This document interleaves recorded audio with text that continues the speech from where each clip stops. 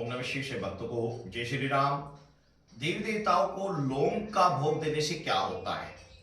आपने अक्सर सुना होगा कि सभी देवी देवताओं को आपने देखा होगा, अक्सर गणेश भगवान जी को लौंग का भोग दे रहे हैं, माता को भी लौंग का भोग दे रहे हैं, श्री हनुमान जी की पूजा में भी लौंग का प्रयोग कर रहे हैं, अन्य देवी देवताओं की पूजा में भी लौंग का प्रयोग कर रहे हैं। तो लौंग का भोग देने से क्या होता है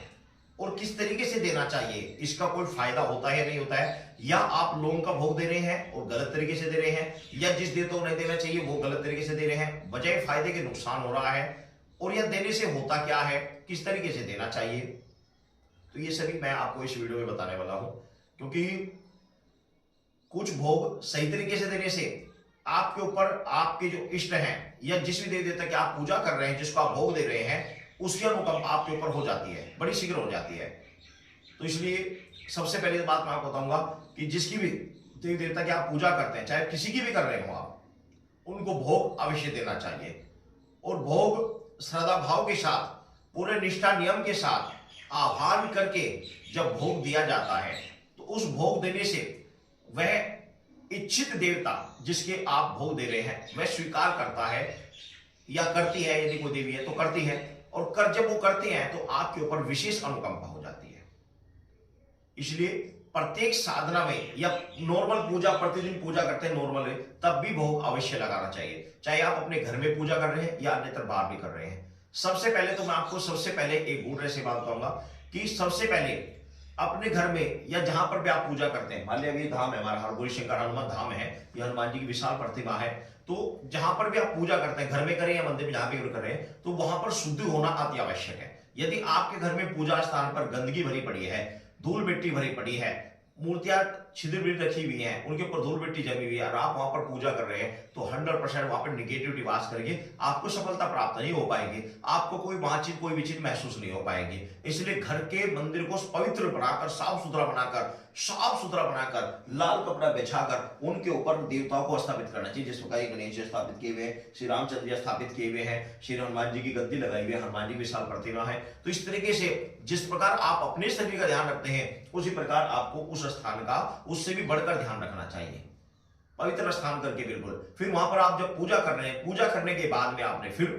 आप चाहे तो अंगारी के ऊपर या कपूर के ऊपर आपने 2 लौंग, जिस भी देवता के आप भोग लगाना चाहते हैं, मान गणेश भगवान जी की, भगवान शिव की, माता की, माता महाकाली की, मां भगवती की, श्री हनुमान जी की, इत्यादि किसी की भी, तो 2 लौंग को लीजिए, कपूर के ऊपर जलाकर उसके ऊपर घी में डीप करके इस तरीके से पकड़ लीजिए आप, इस तरीके से पकड़कर आपने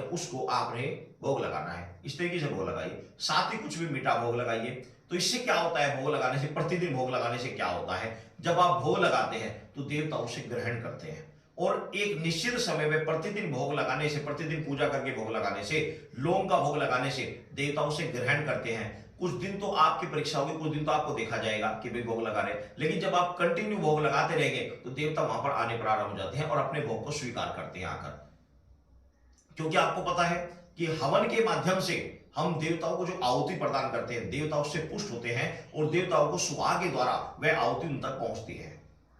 इसी प्रकार जब अग्नि में हम चाहे अंगारी के ऊपर दे रहे हो या कपूर के ऊपर दे रहे हो, जब हम 2 लौंग का भोग हम लगाते हैं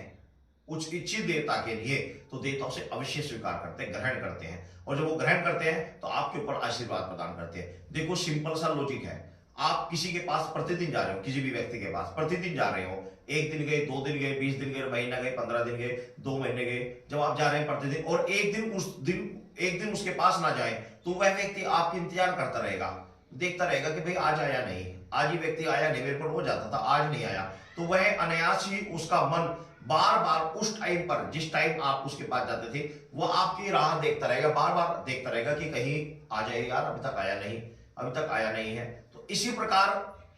हमारे भोग का होता है, हम जब निश्चित समय में भगवान की पूजा करते हैं, निश्चित समय पर हम उनका भोग देते हैं, तो देवता भी उस चीज को ध्यान रखते हैं कि भाई मेरे बच्चा इस समय भोग लगाता था, आज अब तक क्यों नहीं लगा, तो देवता भी उस चीज का ध्यान करने लग जाते हैं, उस चीज को देखने लग जाते हैं, क्योंकि आपने कंटिन्यू निश्चित समय पर सही तरीके से आप भोग लगा रहे हो। तो प्रतिदिन पूजा करते समय भोग अवश्य लगाना चाहिए, और लौंग का भोग लगाने से देवताओं से ग्रहण करते हैं, जब ग्रहण करते हैं तो आपके ऊपर आशीर्वाद देते हैं, आपके ऊपर अनुकंपा करते हैं, आपकी मनोकामना को पूर्ण करते हैं। तो लौंग का भोग लगाने का बड़ा ही महत्व होता है। अब मैं आपको एक और लॉजिक सी बात बता दे रहा हूं कि भोग लगाते समय यदि लौंग छिटक कर दूर गिर जाती है, लौंग छिटक कर दूर गिर जाती है, तो इसको अपशकुन नहीं मानना चाहिए, ये भी शुभ संकेत होता है। यदि हमारी भोग लगाते समय लौंग अचानक से तिड़क कर दूर गिर रही है, चटक कर दूर कर रही है, तो इसका मतलब यह है कि देवता हमारे भोग को स्वीकार कर रहे हैं। तो ऐसा कभी भी नहीं सोचना चाहिए कि लौंग छिटक कर दूर गिर गई तो इसका कोई गलत अर्थ होता है। गलत नहीं अर्थ होता, उल्टा आपका भोग प्रसाद स्वीकार कर रहे हैं, चाहे वो छिटक रही है या नहीं छिटक रही है। छिटकने का भी अर्थ ये होता है कि आपका भोग प्रसाद स्वीकार कर रहा है, क्योंकि लौंग के अंदर